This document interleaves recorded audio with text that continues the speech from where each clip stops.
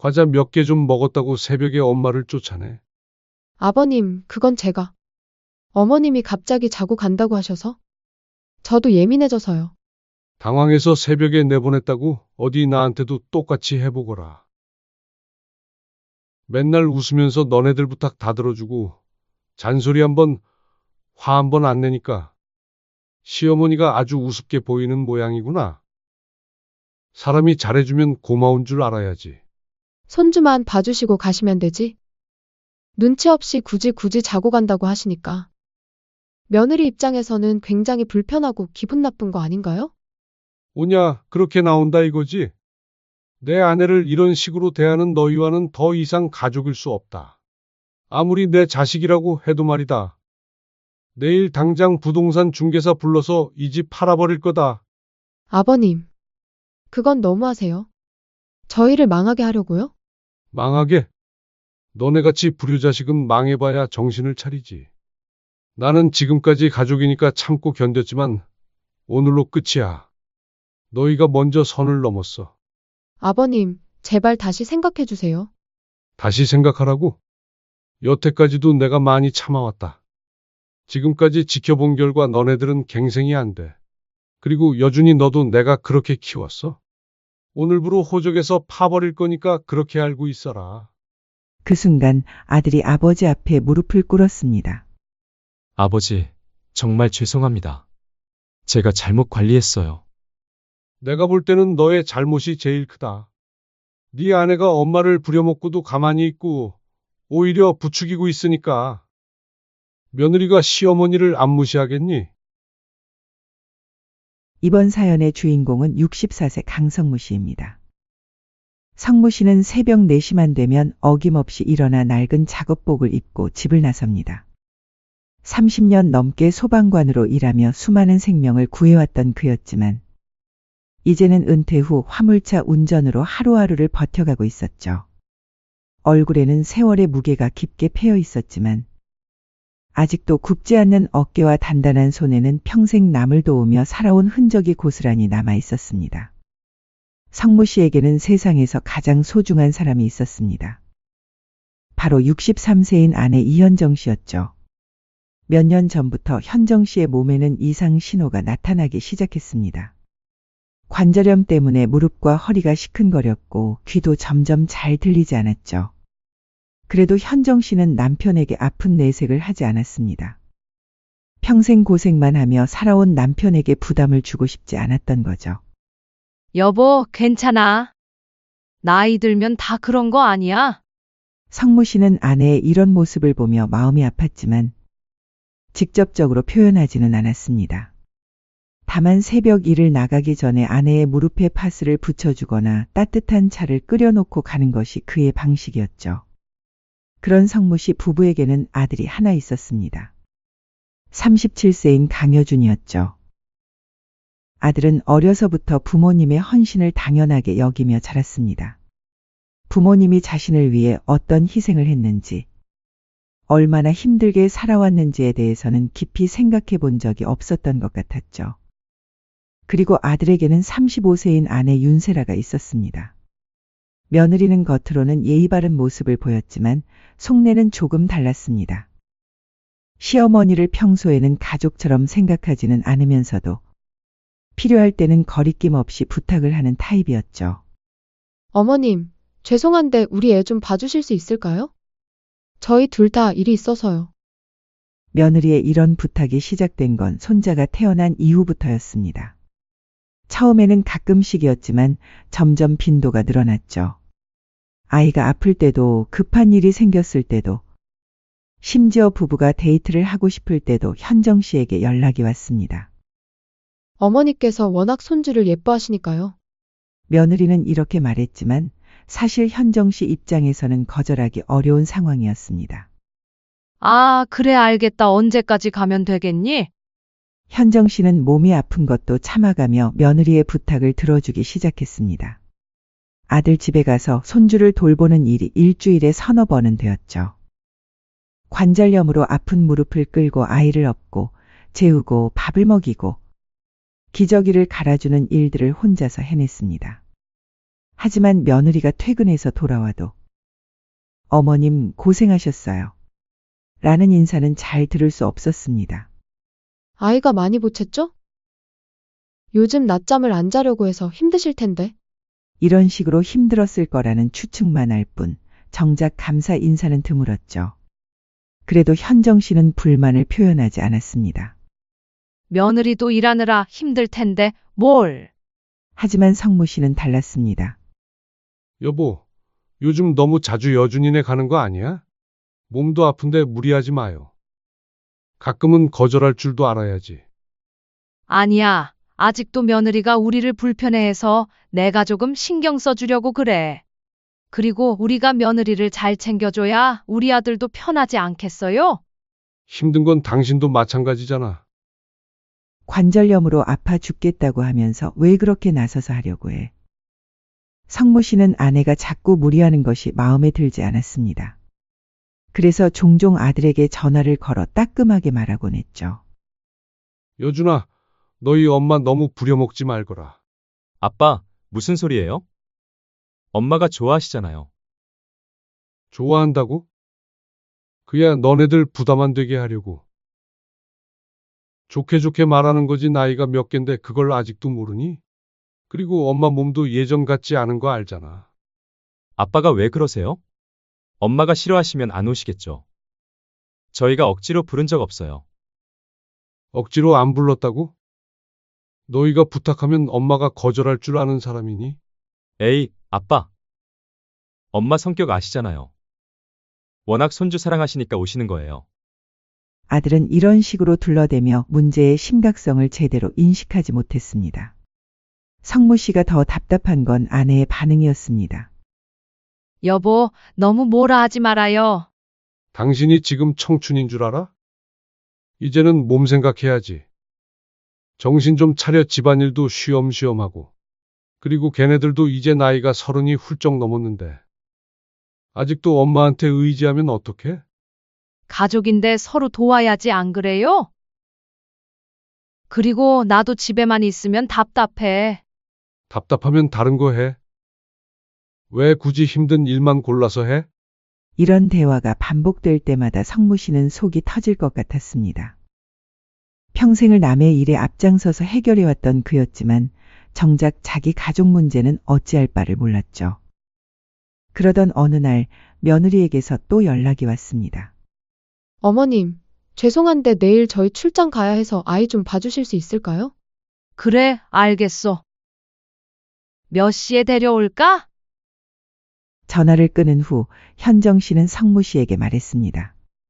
여보, 내일 여준이네 가야 해. 또? 이번 주에 벌써 두 번째잖아. 정말 이러다가 몸 망가지겠어. 관절염도 심해지고 있는데 왜 이렇게 무리해? 괜찮아. 나는 괜찮으니까 신경 쓰지 마. 하지만 성무 씨의 마음은 편하지 않았습니다. 아내의 얼굴이 예전보다 많이 수척해진 것도 보였고 걸음걸이도 예전 같지 않았거든요. 이러다가 정말 큰일 나는 거 아닌가? 성무 씨는 속으로 걱정했지만 완고한 아내와 철없는 아들 사이에서 뾰족한 해결책을 찾을 수 없었습니다. 그러던 어느 날 며느리에게서 평소와 같은 톤의 전화가 걸려왔죠. 어머님, 죄송한데 저희 오늘 좀 늦을 것 같은데 아이 좀 봐주실 수 있을까요? 오전에 와주시면 되고요. 저희 저녁 늦게 들어올 거예요. 현정 씨는 평소처럼 흔쾌히 승낙했습니다. 다음 날 오전 현정 씨는 손자를 돌볼 준비를 하고 아들 집으로 향했습니다. 도착하자마자 며느리는 급하게 나갈 채비를 하고 있었죠. 어머님, 와주셔서 감사해요. 아이 밥은 냉장고에 준비해뒀고요. 기저귀랑 옷도 다 준비했어요. 응, 알겠어. 빨리 가. 그럼 저희 늦게 들어올 테니까 어머님 편하게 계세요. 며느리와 아들이 나간 후 현정 씨는 혼자 손자와 함께 남게 되었습니다. 평소보다 손자가 더 보채는 날이었죠. 아마 날씨가 흐려서 그런 것 같았습니다. 현정 씨는 관절염으로 아픈 무릎을 참아가며 하루 종일 아이를 돌봤습니다.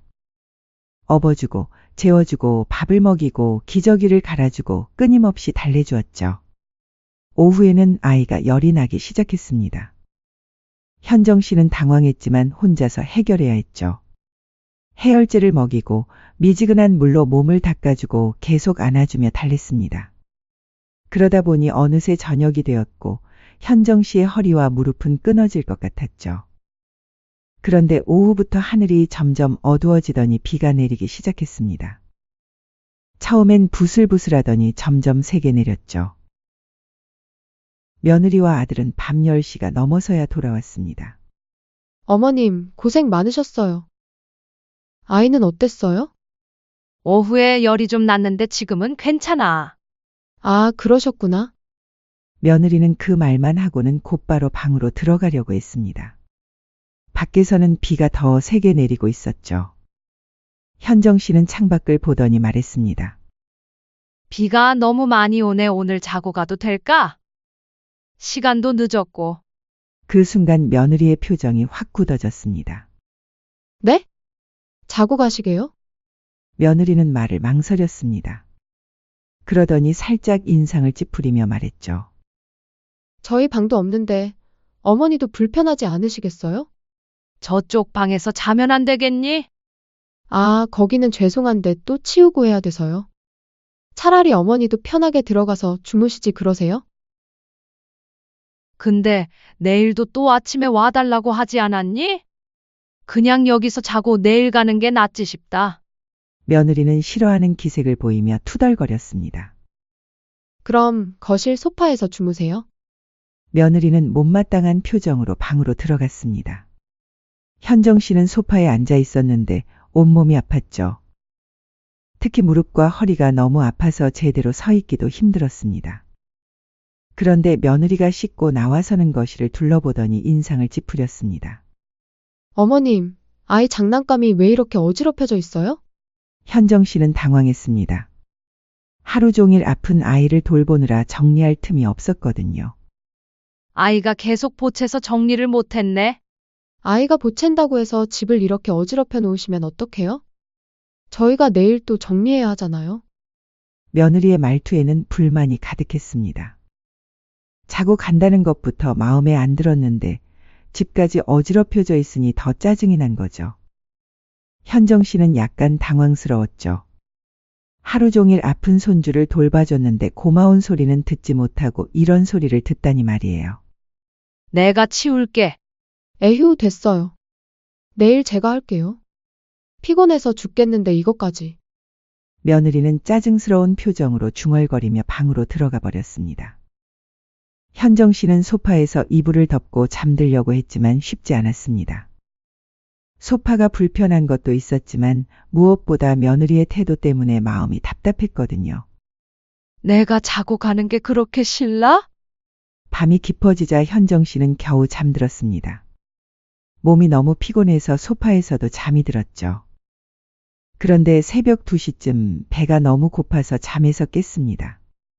저녁에 제대로 먹지도 못했는데 하루 종일 아이를 돌보느라 체력 소모가 심했던 거죠. 현정 씨는 부엌을 살펴봤지만 마땅히 먹을 만한 게 없었습니다.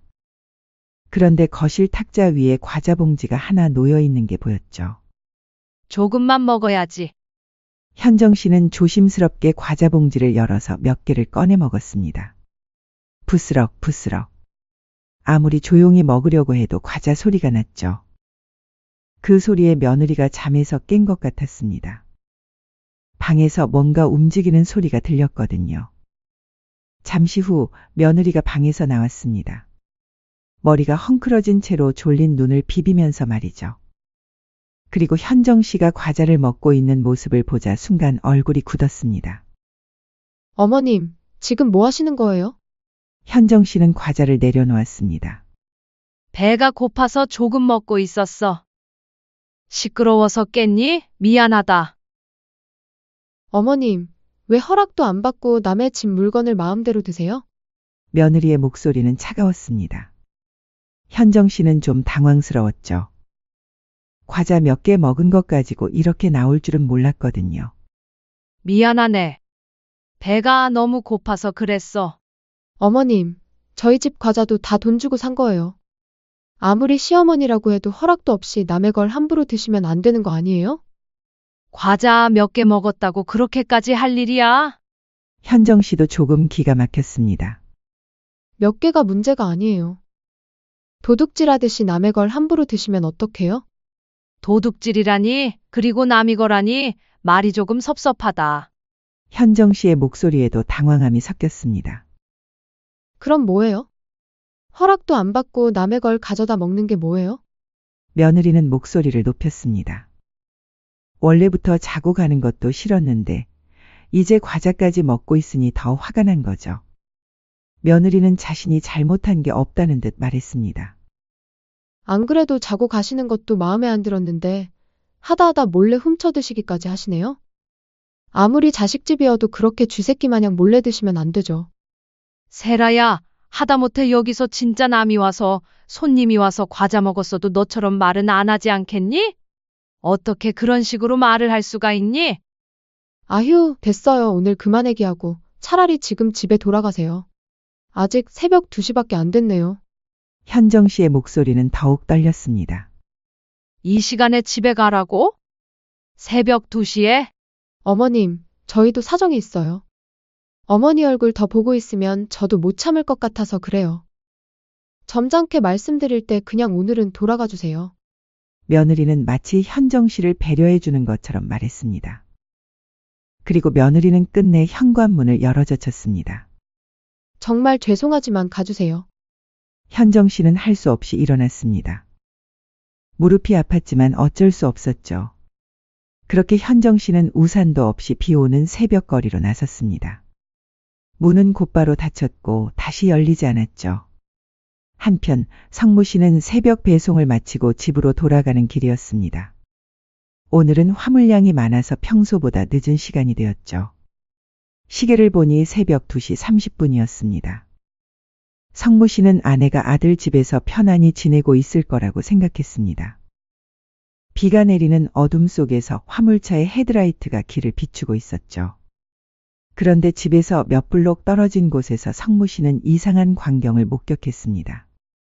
길가에 누군가가 비에 젖은 채 터벅터벅 걸어오고 있었죠. 새벽 이 시간에 이런 비 속에서 걸어오는 사람이라니. 성무 씨는 속도를 줄이며 그 사람을 자세히 바라봤습니다. 그런데 그 순간 성무 씨의 심장이 멈추는 것 같았습니다. 헤드라이트에 비친 모습은 분명히 아내였습니다.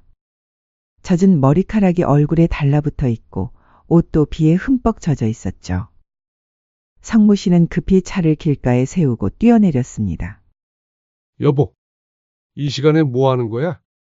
자고 온다고 하지 않았어? 현정 씨는 성무 씨의 목소리를 듣고 고개를 들었습니다.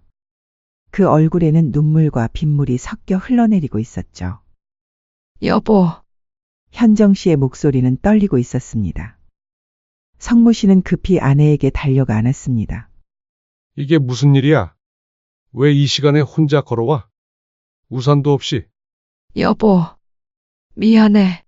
현정 씨는 남편의 품에서 울음을 터뜨렸습니다. 성무 씨는 아내를 차 안으로 데려갔습니다. 히터를 틀고 아내의 젖은 몸을 감쌌죠. 무슨 일이길래 설명 좀 해봐요. 성무 씨의 목소리에는 걱정과 함께 뭔가 불안한 기운이 감돌았습니다. 현정 씨는 처음에는 말을 제대로 하지 못했습니다. 떨리는 입술로 중얼거리기만 했죠. 괜찮아. 괜찮아. 괜찮을 리가 있어. 이 시간에 비 맞고 혼자 걸어오는데. 성무 씨의 목소리가 높아졌습니다. 현정 씨는 한참을 망설이다가 결국 입을 열었습니다. 그리고 현정 씨는 오늘 있었던 일들을 하나하나 이야기하기 시작했습니다. 하루 종일 아픈 손주를 돌본 일, 며느리의 차가운 태도, 장난감 정리 때문에 들은 핀잔, 그리고 과자를 먹었다는 이유로 도둑 취급을 당한 일까지. 새벽 2시에 나가라고 했어. 과자 몇 개 먹었다고. 성무 씨는 아내의 말을 들으며 주먹을 꽉 쥐었습니다. 혈관이 터질 것 같은 분노가 치솟았죠. 과자 몇 개 먹었다고 도둑 취급을? 하루 종일 손주 돌봐준 사람한테? 여보, 진정해요. 내가 바보 같아서 그래. 당신 말이 맞았어. 진정하라고? 내 아내가 새벽에 비 맞고 쫓겨난 게 진정할 일이야? 성모 씨는 차 시동을 걸었습니다. 여보, 어디가? 아들 집에 가서 따져봐야지. 가만히 안 놔둘 거다. 안 돼. 여보, 더 큰일 날까봐. 현정 씨는 남편을 말렸지만 성모 씨의 마음은 이미 결정된 상태였습니다. 평생을 참고 살아왔지만 이번만큼은 그럴 수 없었죠. 성모 씨는 아들 집 앞에 도착해서 차를 거칠게 세웠습니다. 괜히 나 때문에. 당신은 차에서 기다려. 성모 씨는 차에서 내려 아들 집 현관으로 향했습니다. 그리고 초인종을 거칠게 눌렀죠. 연거푸 3번을 눌렀습니다. 잠시 후 집안에서 움직이는 소리가 들렸습니다. 누구세요? 며느리의 목소리였죠. 도어락이 풀리는 소리가 나더니 문이 열렸습니다. 며느리가 나타났죠. 급히 옷을 걸친 모습으로 당황한 기색을 감추지 못했습니다. 아버님, 이 시간에 왜? 며느리는 황당하다는 표정을 지었습니다. 하지만 성모 씨는 며느리가 말을 끝마치기도 전에 단호하게 말했습니다. 왜 왔냐고? 정말 몰라서 묻는 거냐? 너희들 오늘부로 내 자식도 내 며느리도 아니야. 네? 갑자기 무슨? 엄마를 새벽 2시에 비 맞히며 내보낸 너희가 할 말이냐?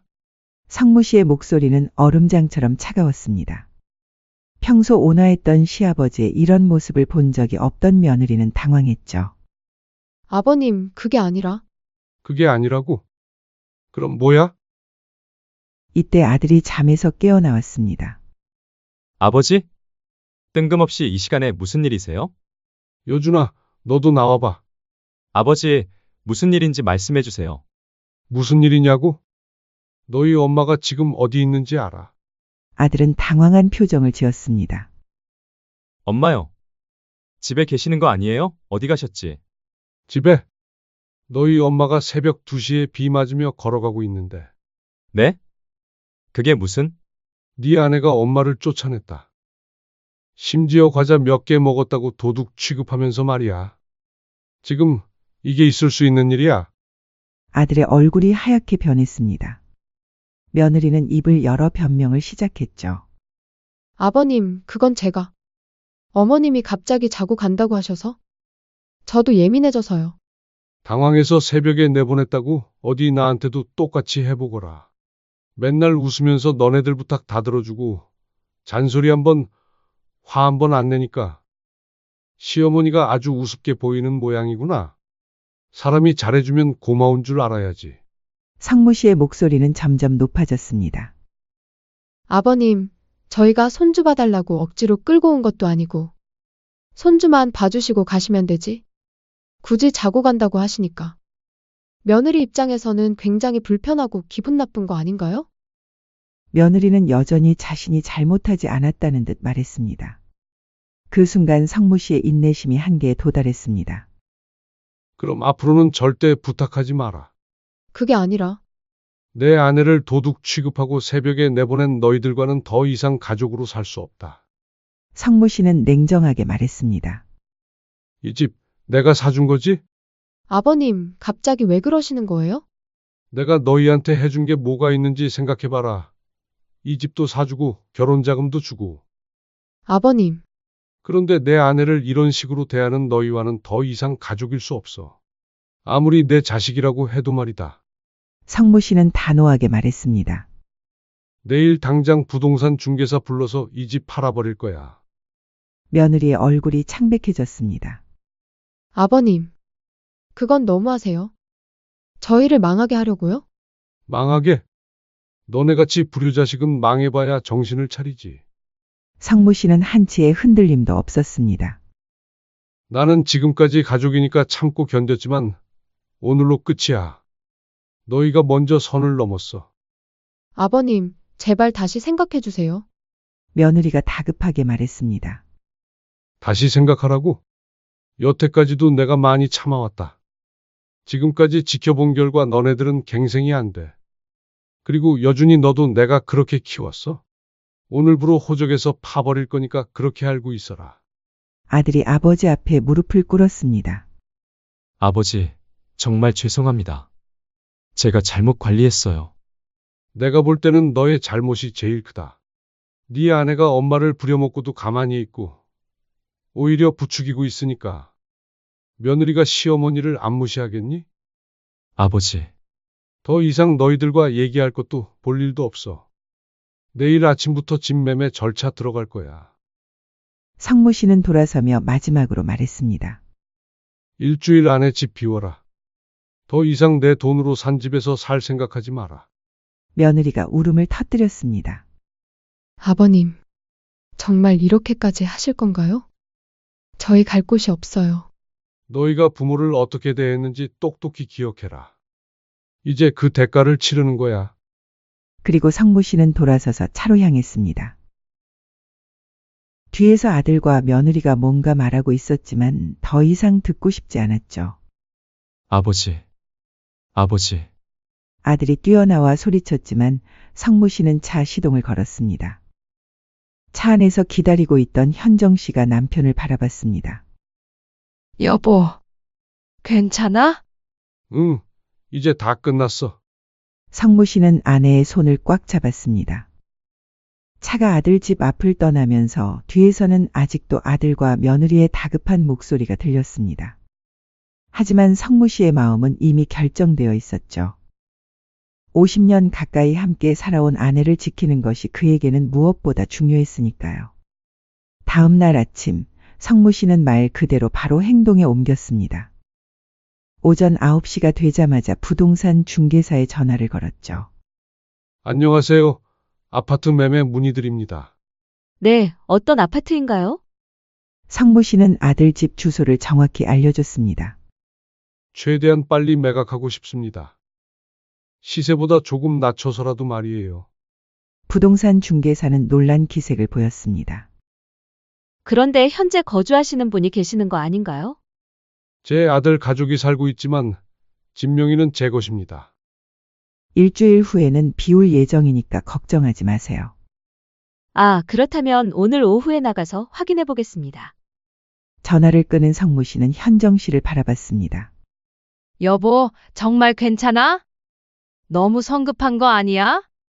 현정 씨는 여전히 걱정스러운 표정이었습니다. 현정아, 진작에 이렇게 했어야 했어. 내가 그동안 얼마나 참고 살았는데. 성모 씨는 아내의 손을 잡으며 말했습니다. 이제 우리 둘이서 편하게 살자. 자식놈들 키워봐야 하나 쓸모없어. 며칠 후 예상했던 대로 아들에게서 전화가 왔습니다. 아버지, 정말 집을 파시는 거예요? 아들의 목소리에는 당황스러움이 가득했죠. 그래, 벌써 매수자도 나타났어. 다음 주에 계약한다. 아버지, 제발 다시 생각해 주세요. 저희가 잘못했어요. 여준아, 이미 늦었어. 내 아내가 엄마한테 어떻게 했는지 잊었니? 아버지, 저희 정말 갈 곳이 없어요. 갈 곳이 없다고? 너희 월급으로 월세라도 얻어서 살아라. 성모 씨의 목소리는 차가웠습니다. 아버지, 제발. 여준아, 내가 지금까지 너희한테 해준 게 얼마나 많은데 고작 그것도 못해? 아들은 더 이상 할 말이 없었습니다. 일주일 후 정말로 아들 가족은 집을 나가야 했습니다. 성모 씨는 집이 팔리는 것을 확인한 후 현정 씨와 함께 조용한 결정을 내렸습니다. 현정아, 우리 작은 집으로 이사하자. 작은 집? 응, 우리 둘이 살기에 딱 좋은 크기로 말이야. 관리비도 적게 나오고 병원도 가까운 곳으로 그리고 집줄이면 당신도 집안일하기 편할 거야. 성모 씨는 아들 집을 판 돈으로 조용한 동네에 있는 작은 아파트로 이사 갔습니다. 2인 가구에 딱 맞는 크기였죠. 무엇보다 현정 씨가 다니는 병원이 걸어서 10분 거리에 있었습니다. 이사 당일 성모 씨와 현정 씨는 새 집에서 차를 마시며 앉아 있었습니다. 여보, 이렇게 조용하니까 좋네. 현정 씨는 오랜만에 편안한 표정을 지었습니다. 그동안 눈치 보느라 얼마나 힘들었겠어.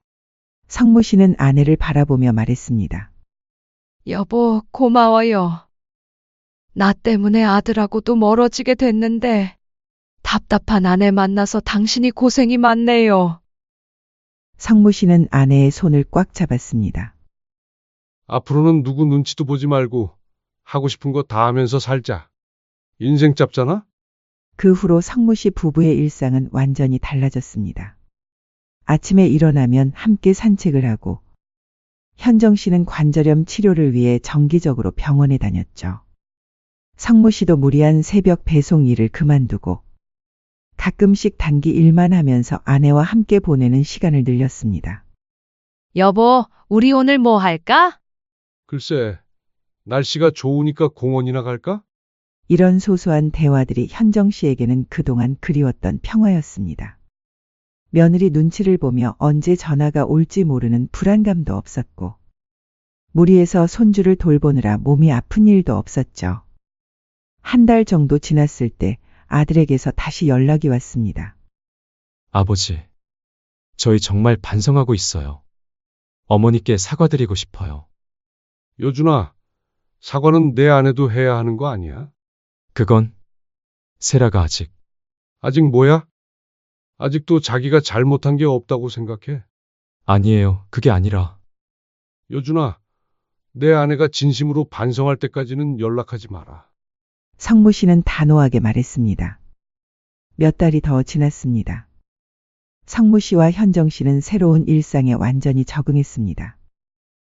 현정 씨는 근처 노인복지관에서 친구들도 사귀었고 성무 씨는 가끔 동네 어르신들과 바둑을 두며 시간을 보냈죠. 무엇보다 좋은 건 현정 씨의 건강이 눈에 띄게 좋아진 것이었습니다. 스트레스가 없어지니까 관절염 증상도 완화되었고 표정도 훨씬 밝아졌죠. 여보, 나 요즘 정말 행복해. 어느 날 저녁 현정 씨가 남편에게 말했습니다. 그동안은 항상 누군가 눈치를 봐야 했는데 이제는 정말 자유로워. 나도 그래. 당신이 웃는 모습 보니까 나도 기분이 좋아. 성무 씨는 아내를 바라보며 웃었습니다. 그런데 여보, 손주는 안 그리워요? 현정 씨가 물었습니다. 글쎄, 그립긴 하지. 하지만 내가 그런 대우 받으면서까지 봐야 할 손주는 아닌 것 같아. 그리고 손주 때문에 우리가 굽혀서 들어가 봤자 또 똑같은 일이 반복될 거야. 그럴 바에는 차라리 이렇게 사는 게 나아. 성무 씨의 말이 맞았습니다. 그로부터 6개월 후 정말 변화가 찾아왔습니다. 며느리에게서 직접 전화가 온 것입니다. 어머님, 저예요, 세라요. 현정 씨는 깜짝 놀랐습니다. 어머님, 정말 죄송해요. 제가 그동안 너무 잘못했어요. 며느리의 목소리는 예전과 달리 진심으로 후회하는 것 같았습니다. 어머님께서 그동안 저희한테 얼마나 잘해주셨는데 제가 정말 철이 없었어요.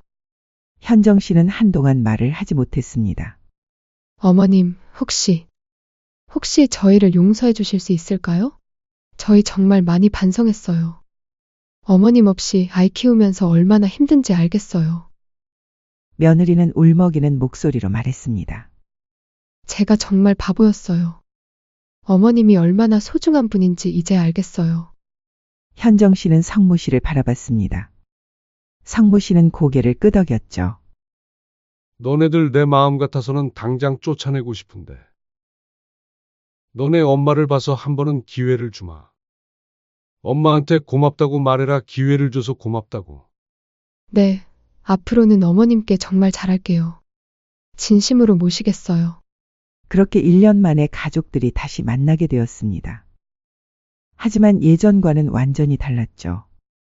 며느리는 현정 씨에게 진심으로 공손했고 감사 인사를 빼먹지 않았습니다.